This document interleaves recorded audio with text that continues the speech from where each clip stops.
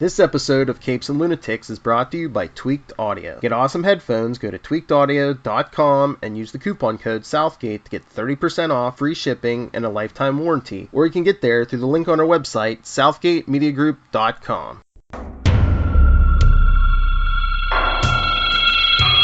In this world, there are heroes and there are devils. But in the kitchen of hell, the hero is the devil. Welcome to the Devil You Know. Hi, heroes. I am your host, Charlie, the Professor Esser.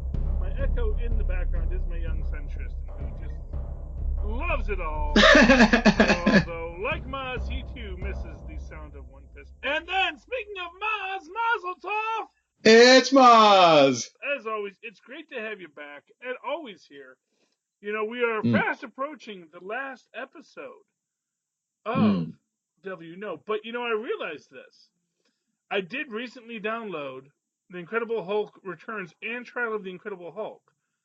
And the Trial of the Incredible Hulk could be our big crossover episode between the Gamma Cast and the Devil You Know. So there may be one more episode out there, kids. Interesting. Yes. But tonight's episode. I guess that'll be what is the sound of a green fist smashing? It sounds like pain. Tonight's episode, Season 3, Episode 9, Revelations. Matt's already shaky world tilts when he learns a shocking truth. Karen runs for her life. Nadine discovers how deep Fisk's influence runs. Our director this evening is the wonderful and talented Jennifer Lynch. Stan Lee and Bill Everett, of course, are always getting our Marvel Comics credits. Drew Goddard, of course, gets our created by for the TV show. Eric Olson and Sam Ernst, these two guys working together, are written, both get written bys. And then our story editor, of course, Tanya Kong. And hardest working woman in show business, gets none of the hype, our uncredited staff writer, Sarah Streecher. Way to go, Sarah. Thanks for bringing it in. Thanks for punching that clock every day and making this show what it is. And so we open up. So if those remember from last episode, in Blint, the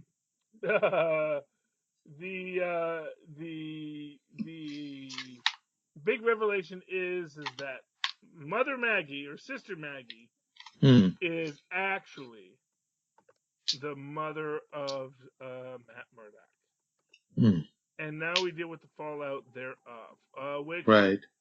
But you bring up an interesting point. There is a tremendous bit of revelation towards the end about exactly how much control Fisk has over everything. Yeah. Well, clearly, clearly Fisk is a man who is not messing around. I mean, there's one thing you can say about Fisk, it is that he is not messing around. Right. He was just waiting for everybody to get up to speed.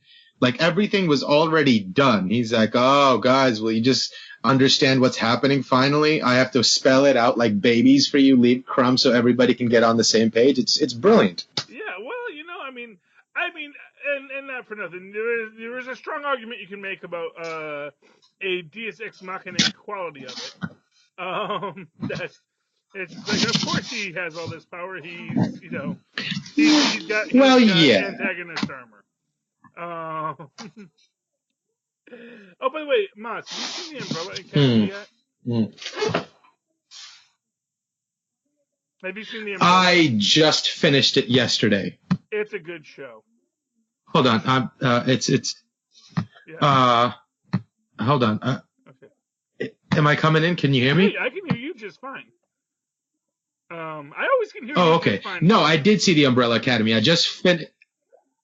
No, but I just said something, and I don't know if you heard it because it didn't elicit any sort of a reaction. But I said, I just finished the Umbrella Academy yesterday. Yes, and that is good.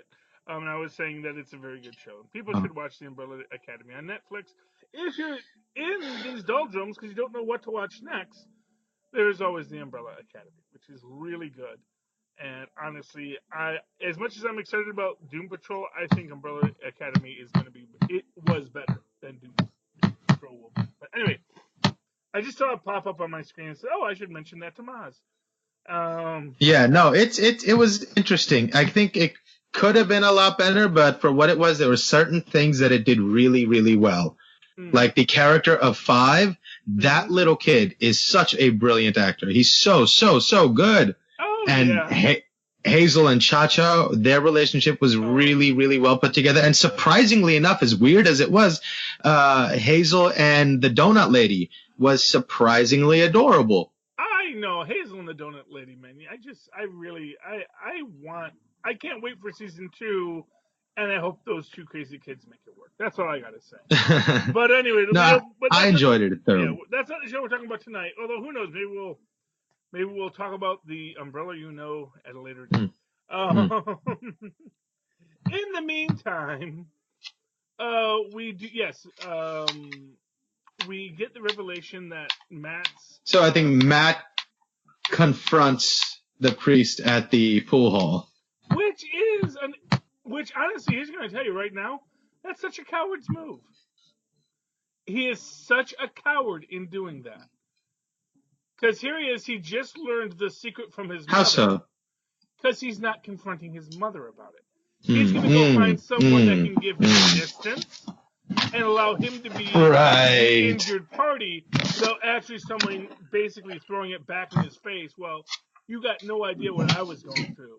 You know, he's looking for an easy mark. He's looking for the father who can say, "You knew and you didn't tell me." It's like, yeah, why aren't you talking to your mom about this?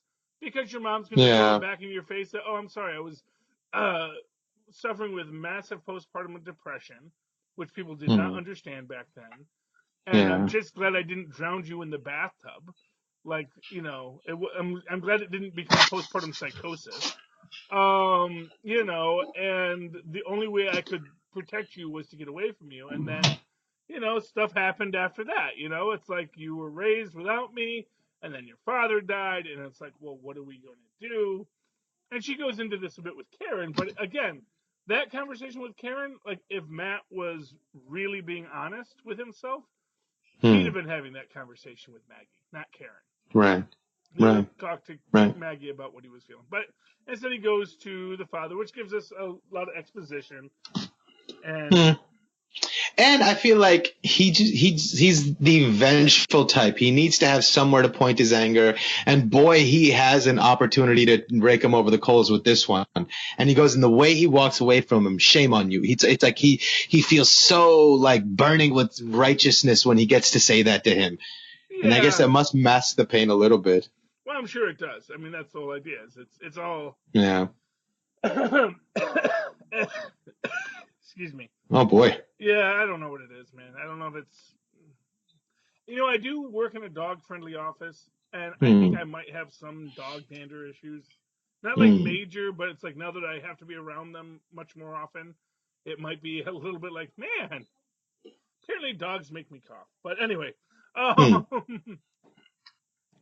But yeah, here's the thing, and again, like when we get a great later in this episode, a great sort of trialogue between Battle and Matt Murdock, Kingpin, and Matt Murdock, or sorry, was it Battle and Matt, or was it Battle and Mike Murdock? What is his dad's name? Jack, I think it was Jack. Jack Murdock, Battle and Jack Murdock, Kingpin and Kingpin and Matt Murdock, with basically all of these people being just Matt Murdock, but just causing problems inside Matt's addled brain.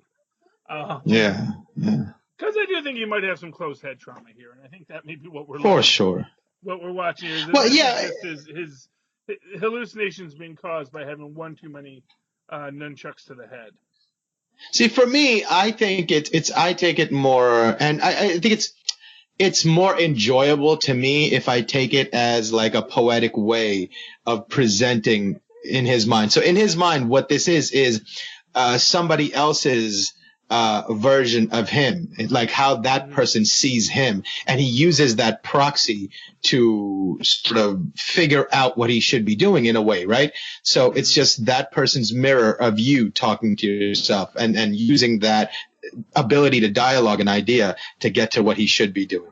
So that's how I see it, and I think it's prettier that way. No, it's definitely prettier. And I don't think it. I think it works. I think it works just fine. You know, there's lots of ways that you can present it and approach it. And Yeah. that certainly works for it. But there's a part of me that just likes to think that, man, you know, when you start having these really visceral fights with these people that aren't there, it gets a little. You know, although, I mean, he hasn't had a fantasy about pummeling someone's face that they don't like and really, really getting into detailed, moment by moment fantasies about it, you know, so that's, I think, a little understandable. Yeah, that's definitely an aspect of it too. Along those same lines, I don't want to get too spoilery here, but I think there's an aspect of this story that we get the revelation that Fisk is, as we say, always one step ahead. But I think there's at our end we get a little something where Matt does do the thing that Fisk isn't expecting. And now apparently Fisk does have a countermeasure for that as well. Right. But this entire episode, I like the fact that we are building up and we're seeing, again, talking about this Deus Ex Machina of it, just the quality of what has happened to Foggy's family because of Foggy's involvement in this whole story. You know? Right, and it's like, I don't know if he saw it coming from the mile away, or maybe it was just another one of those schemes that's supposed to, like, predatory things towards local businesses just to get a foothold in everybody that does anything in the town, or if it was more pointed, and he knew Foggy would be trouble, so it'd be good to have some dirt on him, Well, I mean, the logical thing is, first off, he knows who Foggy Nelson is. Right. So it makes sense that it was a target. Right. Essentially when and basically, though it wouldn't surprise me if this was just, so for example, it makes perfect sense to think that he has systematically said to various suppliers, don't deal with this guy.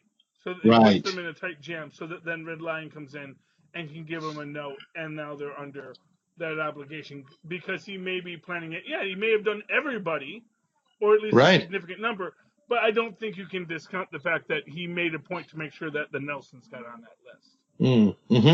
That basically he had a plan. This is how I'm going to control people, and we realized that the Nelsons were easily manipulated into this list.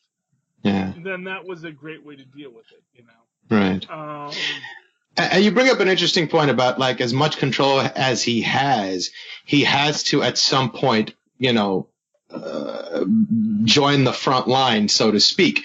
So I think it's interesting. He brings all these people together for a meeting, but really puts them in harm's way by, pinning his entire plan on an altercation that occurs in the same spot. You know what I mean?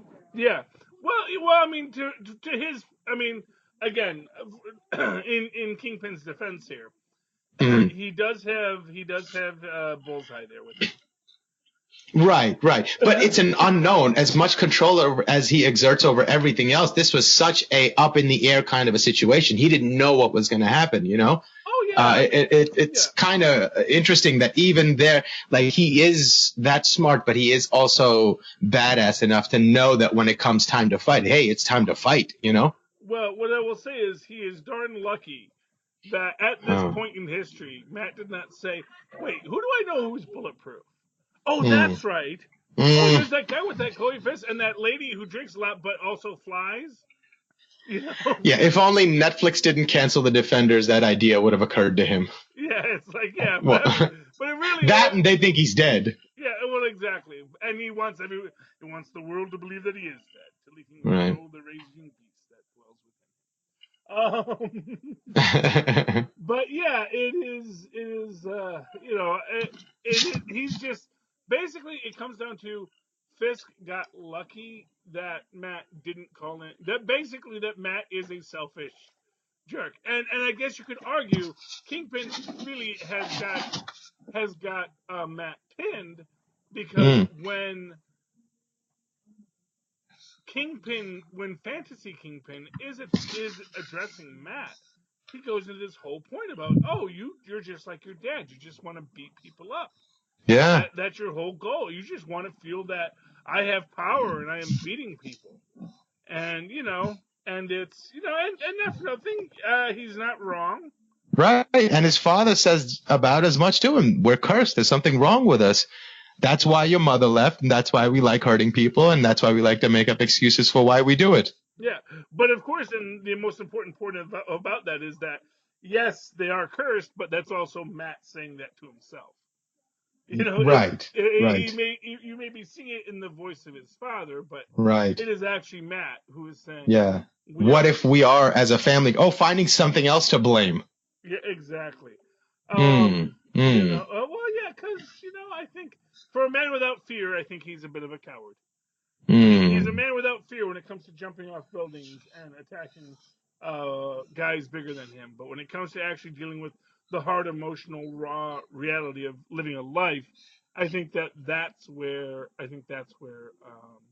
perhaps Mr. Murdoch sort of falls a little short. And if that's the case, that's probably why he enjoys the thrill seeking and the moment, like the moments where you can't think about anything but the moment, those dangerous moments where he's about to fight or that sort of thing, Well, exactly. And I do think that is sort of that the whole man without fear is really just about his quest for the adrenaline high. And talking about Fisk, how amazing was that scene with Hatley and Nadeem? Oh my God. Wow. And I'd been so impressed with that character all the way through, and then it's like, wow, okay, so she knew what was going on the whole time. Oh, yeah. And the way she handled him from the beginning, he's like, Fisk had you pinned and marked for so long ago.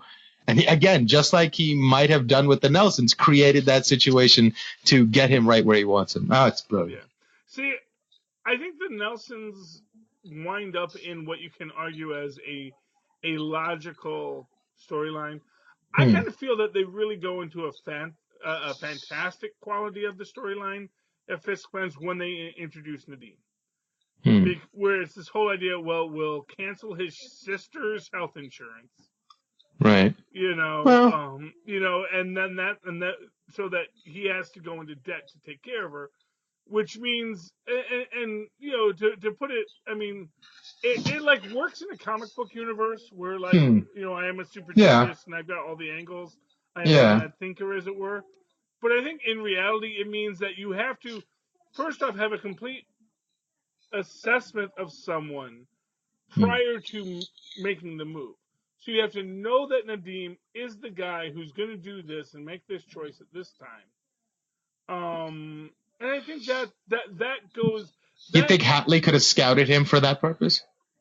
Well, that is an interesting side note on the idea that basically it wasn't really Kingpin who set him up; it was Hatley.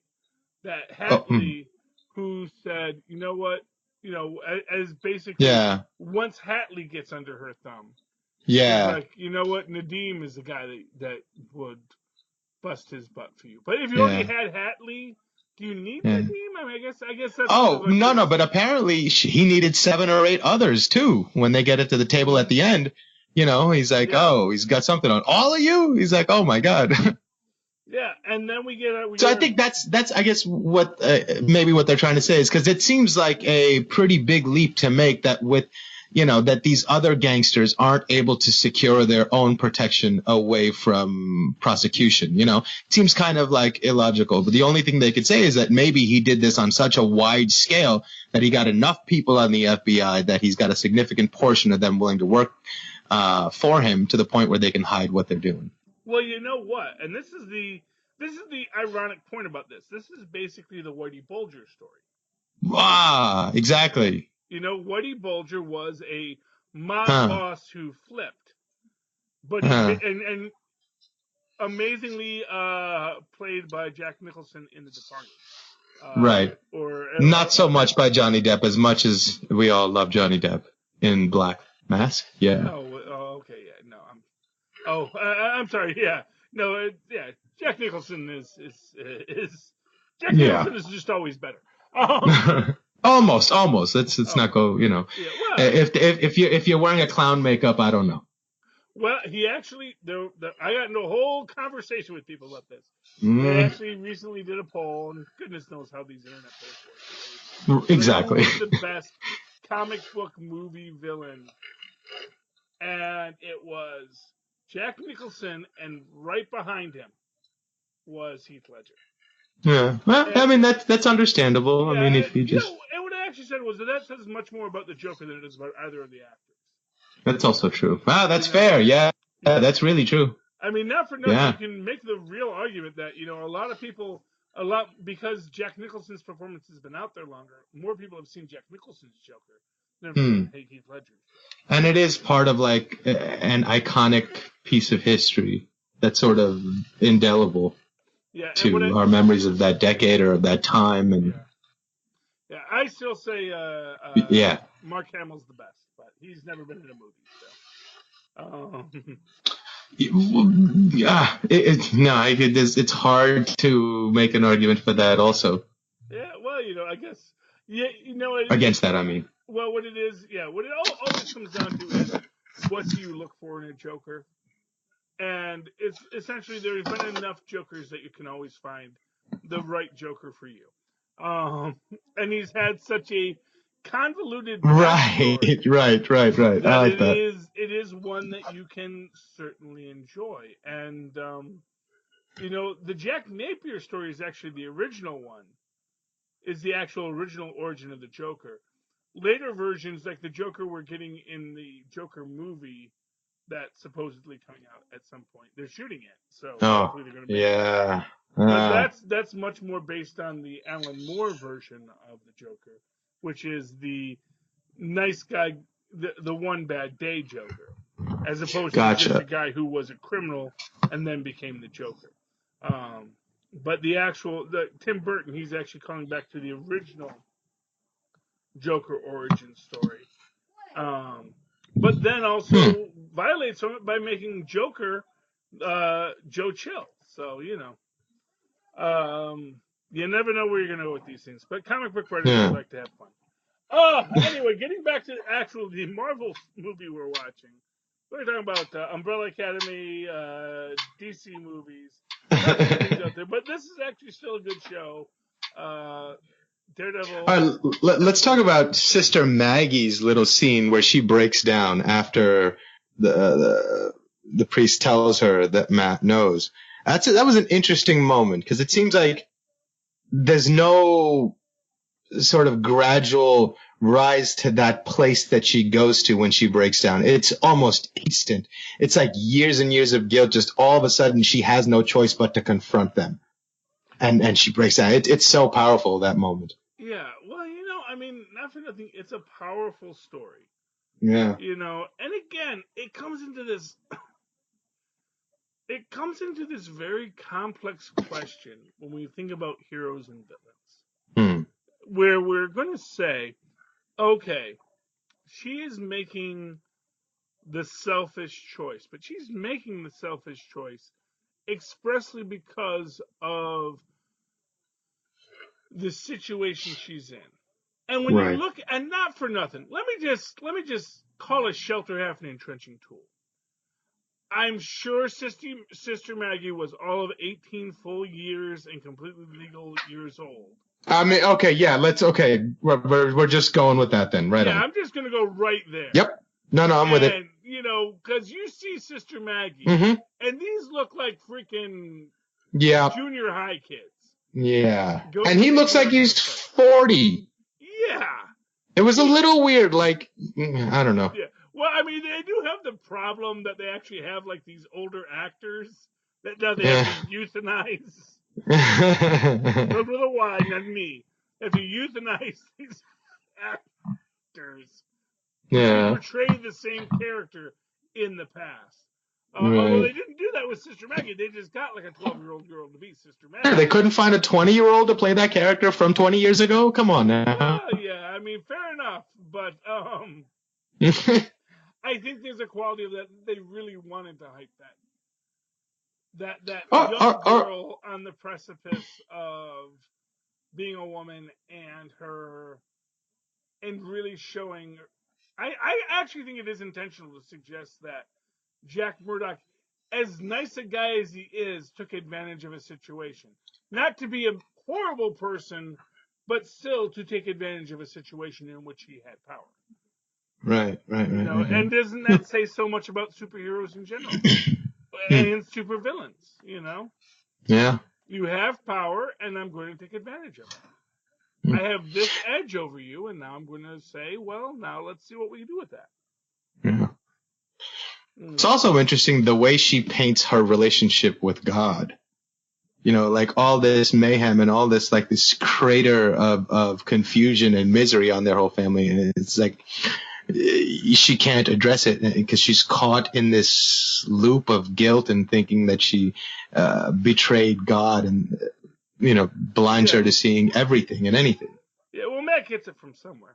Yeah, it's funny. He sits there, and for so long he's identified himself with his father and all the attributes that he remembers about him. But he does have so much in common with Sister Mary. Mm-hmm. Yeah, I mean, absolutely, he does. I mean, well, and not for nothing. But he's doing the same thing. He's fighting because it feels like he his father or like Fist says to him that you're doing it for God. Well, what it really is he only had his father to imprint upon. Yeah. So he doesn't know, because he didn't know Sister Maggie was his mom. Right. And so he can only see who he is through the eyes of his father, because he never knew he didn't even know. Interestingly enough, weirdly enough, he doesn't know his mother's name is Maggie. Which is like one of those things that, like, you'd think he might have thought about it at some point in his life, but I guess it never became an issue for him. Because I don't think Jack lied to him and said, "Oh, yes, your mom, Maggie something or other." Maggie Murdoch. Your mom's name is Maggie Murdoch, and she died, or she's gone away. Yeah. See, now I kept thinking that maybe there was going to be some other revelation that his father actually wasn't murdered, and that he left or something. I was like, oh my God, No. I mean, because not for nothing. Yeah. I'm sure some comic writer will try to do that eventually, because there's no fan idea so ridiculous that a comic writer won't come up with it on their own. Hey, put it out there, see what happens. But no, I mean, I think that at the end of the day, it's the reality that he has. I think that the Maggie dynamic is with Jack Murdoch is a troublesome dynamic when you break it down, because it is about a guy, and granted, it's about a girl who is willing to be there. Where it's like he just wants someone who's not gonna dope his water. I mean, that's literally all he's looking at. He's like, hey, can you hand me my water between rounds, because I figure a nun's not gonna dope me about it, And then she starts her little flirt, and he does his little flirt back, but he is also there to do the boxing. And you can imagine real love blossoming from this, even though there is certainly a question of creepiness about it. But it's very hard. Like I said, I think they cast. I think they intentionally cast an actress who would look as young as possible. And to be honest with you, there's a lot of women who do look really, really young, even though they are full-grown adults. Right, but you have the luxury of creative control to not allow us to ask questions that pull us out of your intended narrative. Yeah, which is why it definitely is the intended narrative. Right. Basically, we can fully accept the idea that she is both an adult and she looks very, very childlike in this. I think you get a lot of that with is it number 7 in Umbrella Academy? I'm blanking on the woman's name. Which one? The Not one who Vanya. plays the violin. Oh, Yeah, Vanya. Vanya, yeah. Where she has this she has kind of like a Janine Garofalo, but Janine Garofalo, believe it or not, always had kind of a kid vibe. That's why they cast her 30-year-old Yeah, no, I woman don't I in don't get Reality that Bites as from a Ellen kid. Page. I don't know. You don't get that from her. She seems more resolute in her Yeah. personality Oh no. to be, it's like Personality-wise, yeah. Personality-wise, you don't question her age, but she does have a very youthful appearance. That is, I maybe think, as a silhouette, but other than that, I don't know. Her facial features, even there's so much going on in her expression all the time. It's just, maybe that's just me. I don't know. well, yeah. I mean, like I said, I get a very strong Janine Garofalo vibe from her, and I still think Janine Garofalo is Sure. 24. I mean, that's just my that's who she is to me. She's always at most a 24-year-old. And she from everything I've Right. seen in her comedy. She'll look like Reality Bites forever. Exactly. And that's sort of what I think about it with Ellen Page too sometimes.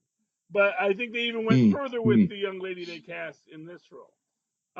Yes. And Yes. again, that they didn't just choose to youthen the actress, but to get a completely different actress to play young Maggie. Because really, the priest, honestly, that's some of the worst young man makeup I've ever seen put out.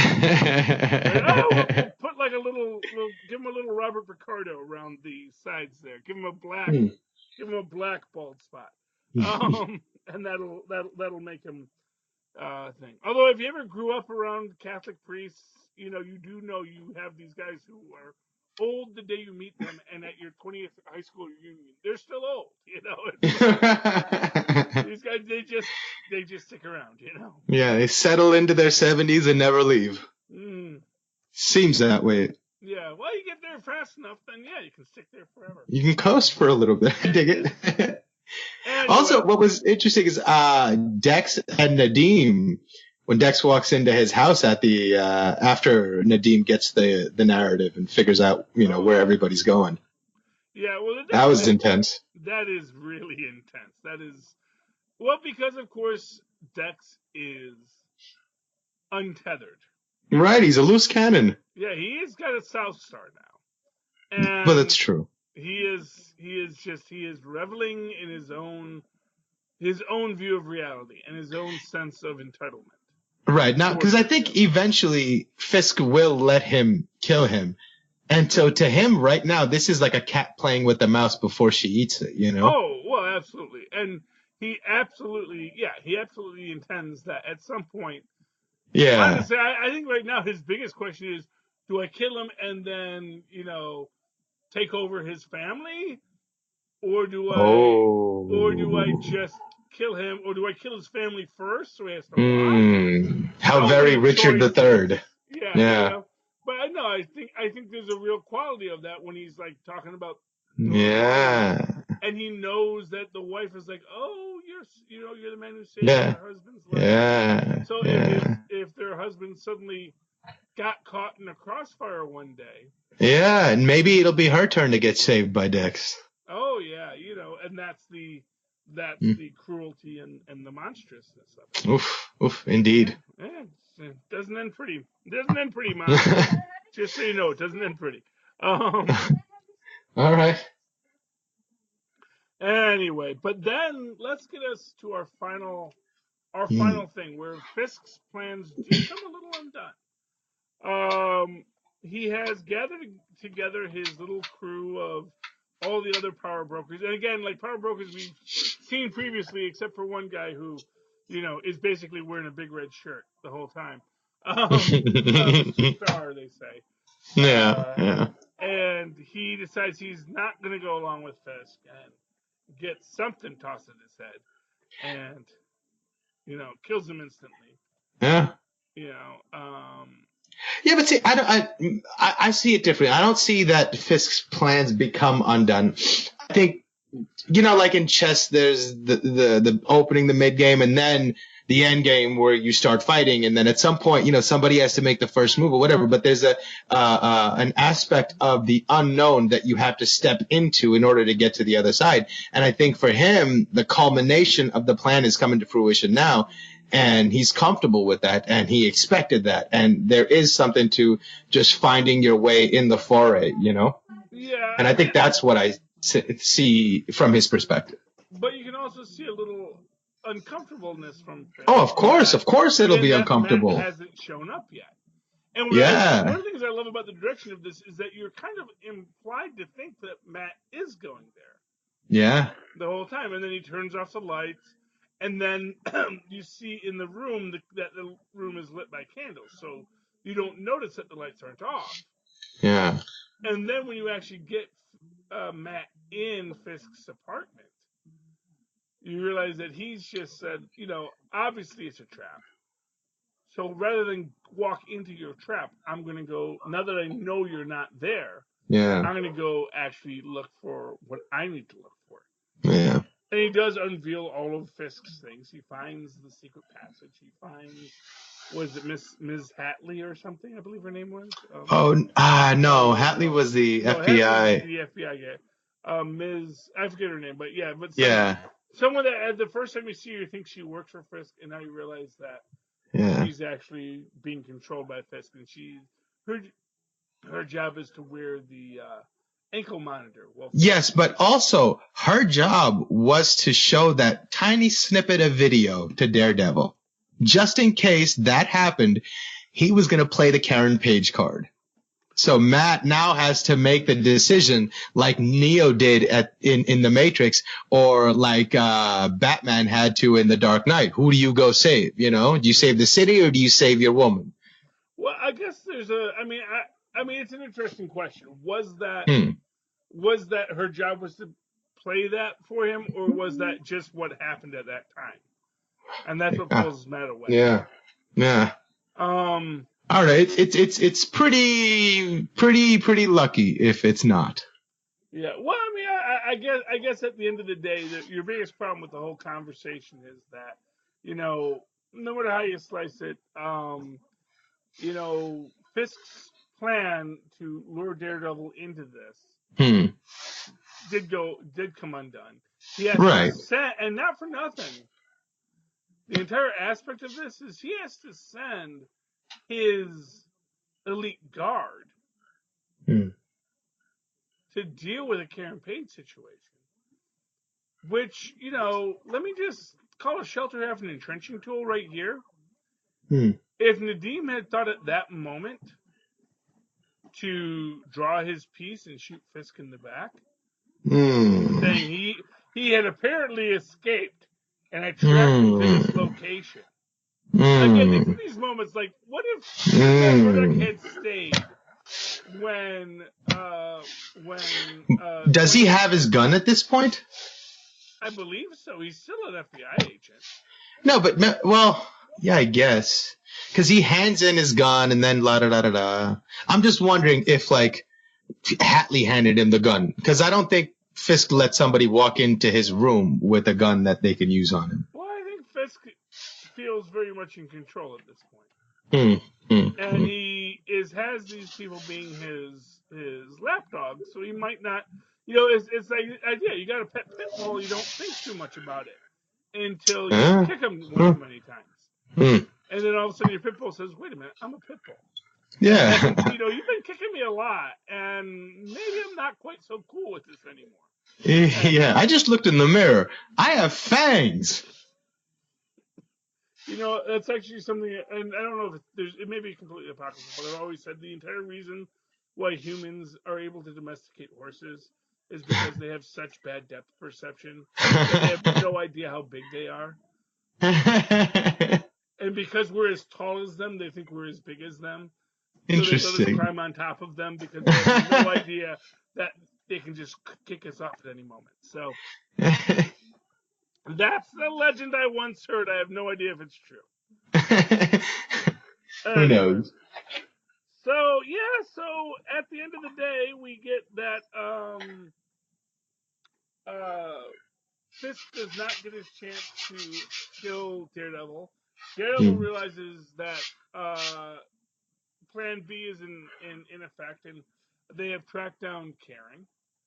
And now he's got to make his choice, and we don't get to see what choice he makes. No, I don't think we get to see what choice he makes for like two more episodes. Oh wow! How interesting. Yeah. Well, this was very much a flashback. We'll see how that plays out. Next episode, a lot more flashbacks too. We were a little unhinged from time, but anyway, final thoughts on tonight's episode, Mozz.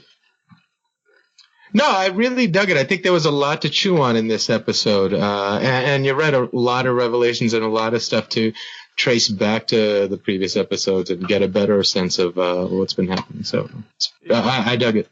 Yeah, and it was just, it's a great episode. Really, Daredevil is the crown jewel of the Netflix empire. It's one of these things where you kind of feel like, Netflix, they were set, because, Netflix and Disney were flirting basically Netflix and Disney were flirting really strong before Fox showed up and said, hey, you want to buy us? And I think had Netflix taken the deal then, it would have been a very different story for everybody. Because now Marvel's sitting there, or Disney's sitting there saying, well, we already own Hulu. We don't need another streaming service.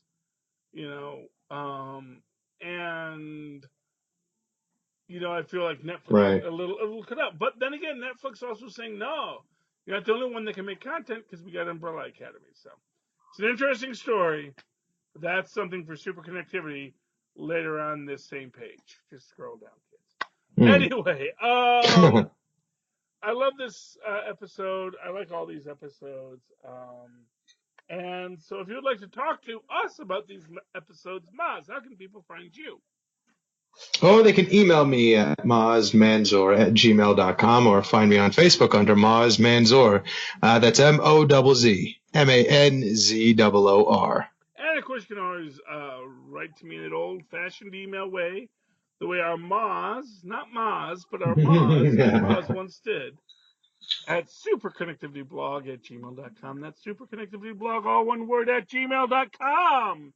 And of course, follow me on the Twitters. I live tweet shows when I'm awake and able to, like many shows I have. I've been trying to tweet Miracle Workers. I love that show. It's a great show. Please watch it on TBS just before Conan on, I think, Wednesday nights. At Charlie Esser, that's CHA. LIESSER. Look for the two E's in the middle. Ping! For quality. And try not to cough too much. Okay, dear listeners, we have wandered the streets of Hell's Kitchen once again. And as we face all of our own personal devils, remember, you can always find solace with the devil you know.